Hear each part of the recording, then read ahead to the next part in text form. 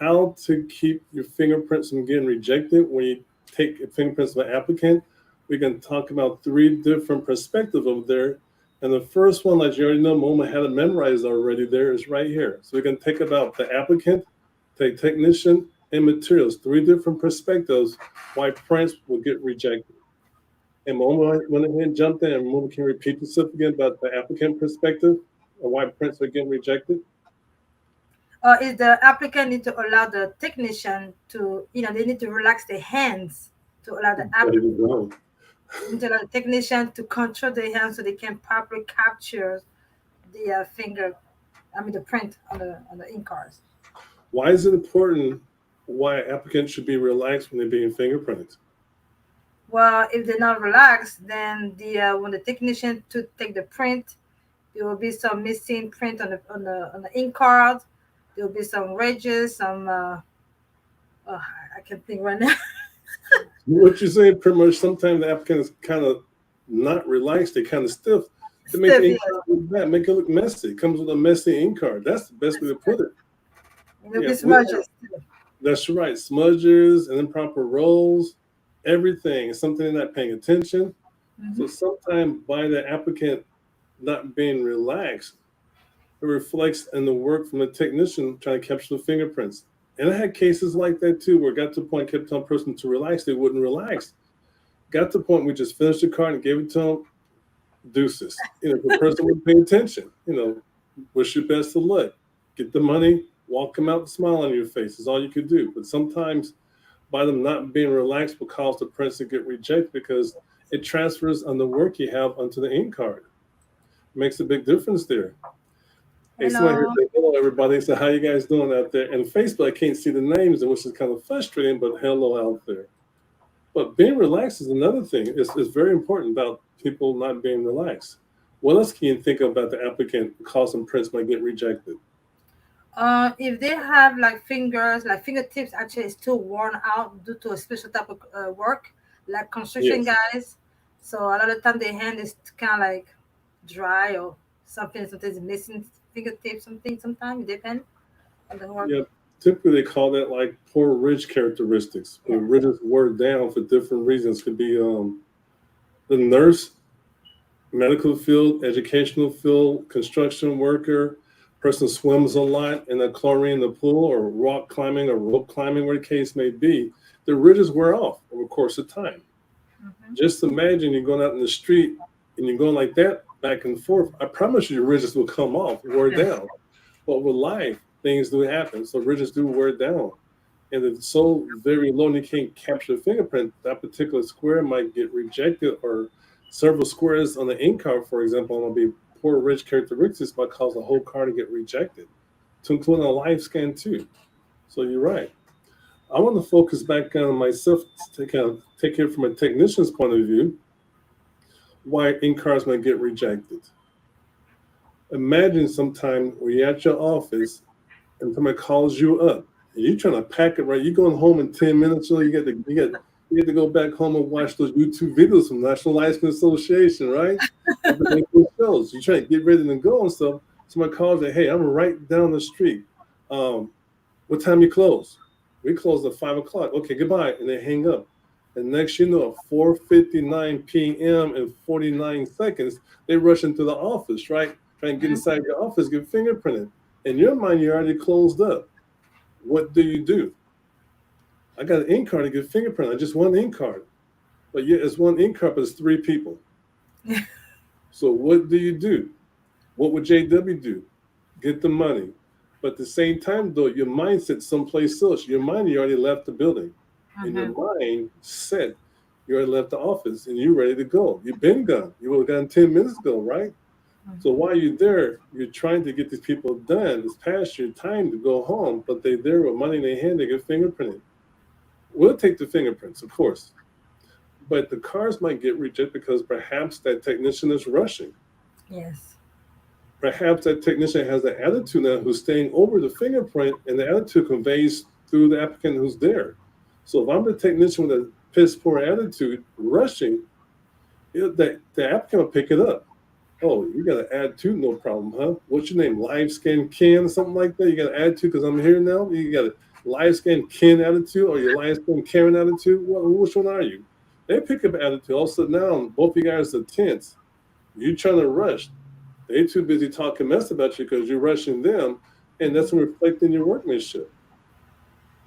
And you got two people behind them seeing the same thing. Are you trying to rush get them all done? And all of a sudden now you're missing things on the ink card. Mhm. All of a sudden now your print's a little bit more rushed, the more smudged. You might miss a square, like your signature Mhm. or their signature, and they send it in, a card would get rejected. So cards would get rejected not just because the prints are hard or piss poor prints taken on the card. They might get rejected because the card's incomplete. Yes. All this because the technician's mindset wasn't in it. He wasn't in the game. She wasn't in the game thinking about the profession of fingerprinting. So things like that would cause to get rejected all the time. So cards are incomplete. You know, their mindset someplace else. They're rushing. Yeah. These are just small factors that cause the prints to get rejected because of the technician's mindset. It makes a big difference. Now let's focus back on the third one here. Might be the materials we use. Oh yeah. The card to get rejected. And people don't realize that, but sometimes just because it says ink pad on the ink pad doesn't mean the ink pad is designed for the ink card. You know, oh, it's Jose the fireman. Jose the fireman. What's going on, man? Kicking down doors and saving lives. Kicking down doors, saving lives. Jose the fireman. Welcome, man. Welcome. But can you imagine the fireman trying to rush to get home because he's off in a couple of hours? All of a sudden, the house is on fire. It ain't gonna happen. You know, Exactly. do things. They're gonna rush, but do things the right because they're highly trained and know what to do. Yes. But you need to have a professional mindset when you do your job, just like Mm-hmm. fingerprinting. You need to come to the right tools. If they got a house on fire, I can't imagine Jose the fireman running up to the bucket. This ain't 1808. This is 2022. But one bucket trying to put it out. Yeah. They can break up the ladder and everything else. They got the helicopter flying above, dropping off the water and stuff. They gonna put that fire out. Yes, People definitely. start to go home. That fire will be put out. But just like fingerprint, you need to come with the right materials, the right tools. Just because you got an ink pad that says ink fingerprinting, that ink pad might not be designed specifically for ink cards. I'm a notary. You say I'm a notary. Well, I got my ink Yeah. pad in my journal. I use the same thing for the ink cards. Technically, you shouldn't use the ink pad you use for your journal if it's not designed for ink cards. Yes. Being a notary myself, way back in the day since 1990 something, over 20 plus years of experience as a notary, you need to make sure you can use the ink card for your journal, the ink pad that's designed for the ink card for your journal. But we don't recommend doing the device where you got an ink pad designed for your Yes. journal, but not designed for the ink card. Mm-hmm. So that's one of the reasons why a card might get rejected because you get the wrong type of ink. Okay. The ink might not dry as fast. The ink might leave a smudged type of look, not a clear picture when prints are being captured. When you're rolling the ink card, different from a thumbprint in this journal, different world. Different. Yes. Yep. Or sometimes they may have an ink card like this here, and they got a real good discount on it, but it's piss poor paper. It might be very thin where you can blow the wind right through and it falls apart. Just because you got a cheap price in ink card might be a cheap ink card. If Mm-hmm. it's a poor quality card, you're trying to capture some fingerprints, having a better quality paper does make a big difference in prints being captured better, like a better resolution. So when a person gets fingerprinted, the side step here, and you fingerprint the ink card and get ink card back to the applicant, they mail them off to the requesting agency who has equipment designed to scan in ink cards. Mm-hmm. And if that paper is piss poor and you got the wrong type of ink and they're rushing, there's a chance that prints might get rejected, especially if you don't know what you're doing. It's a good chance that prints might get rejected. But if you come sending in a good quality card, very smooth and bright white as possible, and ink doesn't smudge across the card, and you did the job the best to capture the best prints possible, that increases the chance of your card not getting rejected. So it makes a big difference what materials you bring to the table. I like that, materials you bring to the table to get fingerprinted. Can you think of anything else about materials we should have when we fingerprint? I mean, I'm thinking more like the machine now. when you're doing a fingerprint, you have to make sure that the finger have the lobes and the ridge on the finger, because the machine will not take that; it will reject it. So that's one of the thing I can think of for the machine. Or if you don't use the lotion, if your hand is too dry, then we have to put the lotion in the hand, a special lotion, not any type of lotion. Yeah, there you go. The lotion makes a big difference right there. Where it is, but what type of lotion do you recommend they have use on their I hands? can even see that name. The Scotch. Let me see that one. That's the name This of right here. cornhuskers. This one right here. I can never see the Cornhuskers name. lotion. Yes. That's right.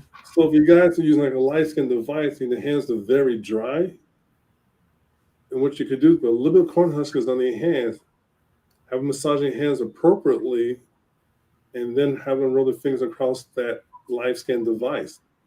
Just make sure it's not too much lotion, maybe slightly sticky, slightly ticky, slightly sticky, slightly tacky before you roll across the machine. Put on a And napkin another too. for folks, you can also use cornhuskers lotion on somebody's hands for ink card fingerprinting. Let me explain myself here. They may come to with very dry hands. They might have hands where they're just so dry, you touch your hand, it just cracks like beef jerky. You got fingerprint dust particles floating across the sky there, right? And the hands are so dry. You know, you could crack their hands and blow up and the match just catches on fire. That's how thin the skin is or something like how dry it is. Put lotion on their hands to massage their hands to help condition the hands for the ridges to smooth out just a little bit better. So you as you roll across the ink card, it would be all that crackling sound, be nice and smooth.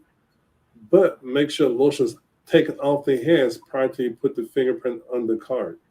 So they come to you, you prep their hands properly. You go ahead and make sure lotion's off their hands. Make sure your hands are dry. Put the ink on their fingers and thumbs and roll across the card the right way, the best way possible to capture the best print possible. I'm not going to teach you guys in this very short session how to prep their hands and roll across the card. That's part of a training program. But this makes sure your hands are properly prepped. And lotion is one of those. Cornhuskers lotion is also recommended by the FBI. But make sure you prep it and make sure it's off the hands before you apply the ink on the hands, the fingers and thumbs, and roll across the card or doing flat impressions. So lotion is another thing you might want to take in consideration, having the right materials when you capture a fingerprint. Makes a big difference there. Alcohol wipes, lotion types, all that stuff there makes a very big difference what you need to have on your fingerprint. Makes a very big difference. Make sure you get the right type of lotion. Make sure you get the right type of alcohol wipes. There's percentage, 70% alcohol are good to have in the hands of dry, disinfect the hands. If it's higher than 85, 90%, it doesn't really help you disinfect the hands. But like a 75% or 70%, it's good to have to help disinfect their hands before you start fingerprinting. And for baby wipes, to make sure it does the purpose, supposed to clean their hands. Now, from personal experience, I used to run to the 99-cent store to get those 99-cent baby wipes, but they didn't do too much at all. I ended up using 2 or 3 bags, so one bag I could get from Target or from Costco. Yeah. For Amazon, a better, thicker type of one makes a big difference. Those are better. They actually clean their hands too. So you don't want no dirty hands full of ink. You try to roll across the card, it's going to mess up your fingerprints. Yes. And folks, these are just some of the tips we're sharing with you during the session here, how to capture better quality prints and help reduce the chances the card get rejected. If you like what you're hearing, please join the channel. Give us a thumbs up and smash that like bell, smash that button. That's not what YouTube folks think, but seriously, we like what we do. We need you guys' support to continue this one here. So please subscribe to the channel, smash that like button, and ring that bell for more future videos coming out there. All right, back into it here. Something else to us is very important to have for folks there, and this is something I'm going to bring to you guys right this second. Following instructions. Yeah. When cards get rejected, sometimes it means that the applicant and or the technician didn't follow instructions. Well, you're going to say, I know about no instructions about the ink card. I'll do things a certain way. Each agency typically has their own instructions to share with the fingerprint technician on how to capture fingerprints and or how to complete the ink card per their requirements. Just because you got an agency in Texas, a different agency in Texas, two different agencies may have different type of instructions. You may have an agency in California for a state bar license, but they reside in different states, so you have different instructions how to get ink cards done before they mail off to California. There may be a different agency in Georgia who's trying to get a state, trying to get the license for an attorney for a state bar there too, but the different instructions. Okay, the abbreviations might be different for the hair color, the eye color. The abbreviations might be different, or instructions might be different how you put down the weight. You know, so just things to take in consideration. There's at least 2, 3, or 4 different codes I've seen for bald head. Okay, I've seen 3 different type of codes. 4 codes really I've seen when you put down the ink card if it's a bald head. Yes. I know you guys may say something, oh, this, and this, but so that abbreviation might be okay for that particular state for the agency, but your abbreviation might be wrong for the other agency for bald. Okay, and do I have bald head now because I shaved my hair off this morning, or is it still black hair? Take the training program, we can share it with you. You know, or what do you do if a person has multicolored eyes? What do you put down? Some states don't have abbreviation for multicolored eyes or multicolored hair, but some do. So make sure you follow the instructions when the applicant comes to you with them and read them. And please ask each applicant, this is for ink card and for live scan, ask each applicant, are there any instructions regarding fingerprinting I should be aware of before we start?